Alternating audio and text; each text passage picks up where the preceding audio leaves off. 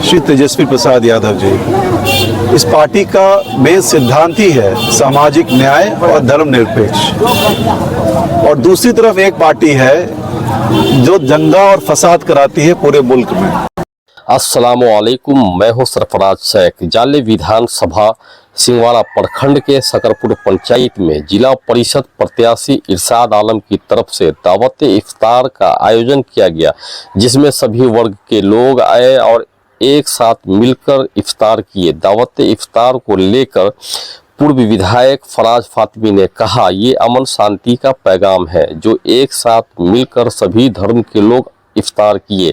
फराज फातिमी ने कहा कि एक तरफ हमारी पार्टी अमन शांति और रोजगार की बात करती है और दूसरी पार्टी नफरत की बात करती है। आइए हम आपको सुनाते हैं। बार बार सभी पर्व त्योहार पर नरगल बयानबाजी बंटवारे की बात करते हैं, तरह तरीके की बयानबाजी देते हैं, और एक तरफ आप लोग हैं जो रमजान के पाक महीना में जगह जगह दावत इफ्तार में शामिल हुए, हिंदू मुस्लिम एकता का संदेश दे रहे हैं। आखिर इस बीच में क्या राज है?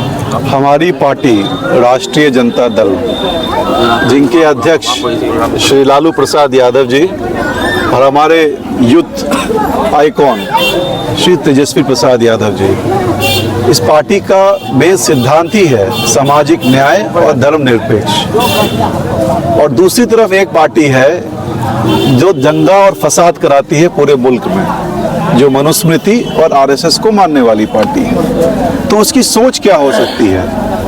एक तरफ आप कहते हैं कि हम कुछ सौगात लेकर के आना चाह रहे हैं, अभी कुछ पता चला है, जानकारी मिली है कि कुछ वो बांटने का काम करेंगे, और एक तरफ आप पूरे हिंदुस्तान के अंदर जहां भी मौका मिलता है आप अल्पसंख्यकों के ऊपर किस तरीके से आप उनके ऊपर अत्याचार कर रहे हैं। ये छुपी हुई बात है क्या? कोई भी मीडिया के माध्यम से देखिए, सोशल मीडिया के माध्यम से देखिए, हम तो अमन चैन और का पैगाम देना चाहते हैं। हमारी पार्टी, अगर ये इफ्तार आज यहाँ हुआ है, यहाँ के सभी हमारे भाई लोगों ने ऑर्गेनाइज किया इस पंचायत के, उनका शुक्रिया अदा करते हैं। इसमें सभी समाज के लोग हैं, आप देखिए, हिंदू मुस्लिम, यही तो गंगा जमुना की तहजीब है, यही तो मोहब्बत है। इसका मकसद क्या है इफ्तार में बुलाना, कि सभी समाज के लोग एक जगह आएँ, एक जगह बैठें, एक साथ इफ्तार खोलें, तो यही तो मोहब्बत है। ये मोहब्बत को तो ख़त्म कर दिया है भारतीय जनता पार्टी ने, और वो आज भी इसी मिशन में लगी हुई है। उसका कोई विकास का कोई एजेंडा है तो बताइए। ना कोई महंगाई के बारे में बात करता है, ना कोई भ्रष्टाचार के बारे में बात करता है, ना कोई बेरोजगारी के बारे में बात करता है, ना कोई पलायन के बारे में बात करता है। मुद्दे तो हजार है इस देश के। गरीब गरीब हो रहा है, अमीर अमीर होता जा रहा है। 2 गुजरातियों के पास सत्ता की चाबी है और 2 गुजराती इस देश को चला रहे हैं। ये 4 ही लोग तो इस देश को चला रहे हैं, मैं नाम नहीं लूंगा, आप सब लोग जानते हैं। तो इस देश के पास जो भी जमा पूंजी है वो तो गुजरात जा रहा है। इस देश में हम लोग चाहते हैं विशेष पैकेज, विशेष राज्य का दर्जा मिले। सरकार डबल इंजन कहते हैं, कहाँ गया?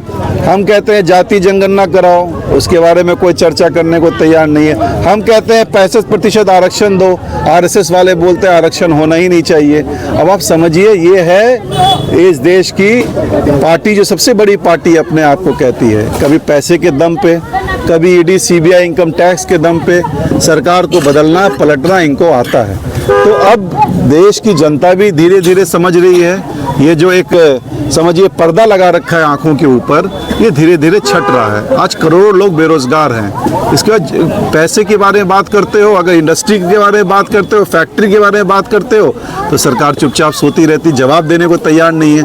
वो कब्र खोद रही है, वो कभी मंदिर मस्जिद निकाल रही है। अरे भाई, इतिहास किसी को जानना है तो पहले इतिहासकार से भी तो जानोगे ना किसी चीज़ के बारे में। हिस्ट्री ऐसी कोई चीज़ मिटा दोगे क्या? किसी के नाम मिटाने से हिस्ट्री मिट जाती है?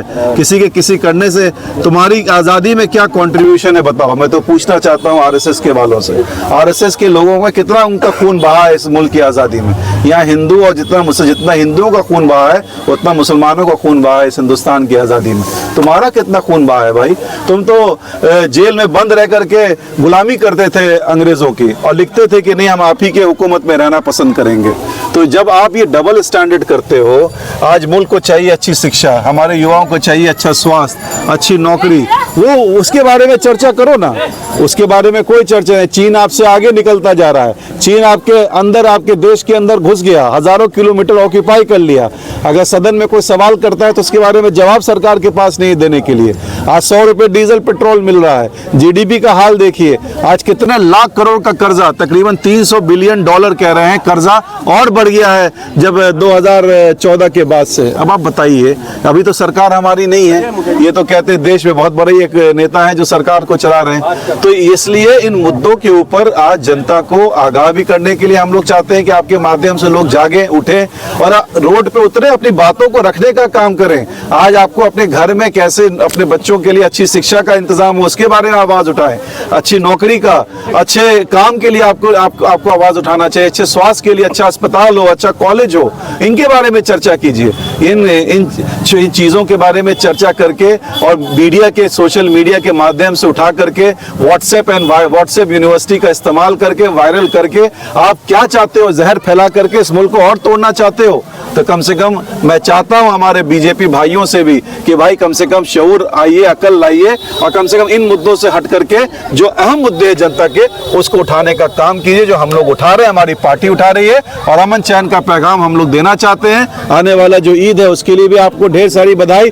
आने वाले जितने भी हमारे पर्व होने वाले हमारे हिंदू भाइयों के, मुस्लिम भाइयों को, उसकी ढेर सारी बधाई। और आने वाला जो विधानसभा चुनाव है 25 का, युवा एक तरफ देख रहा है, तेजस्वी की तरफ देख रहा है।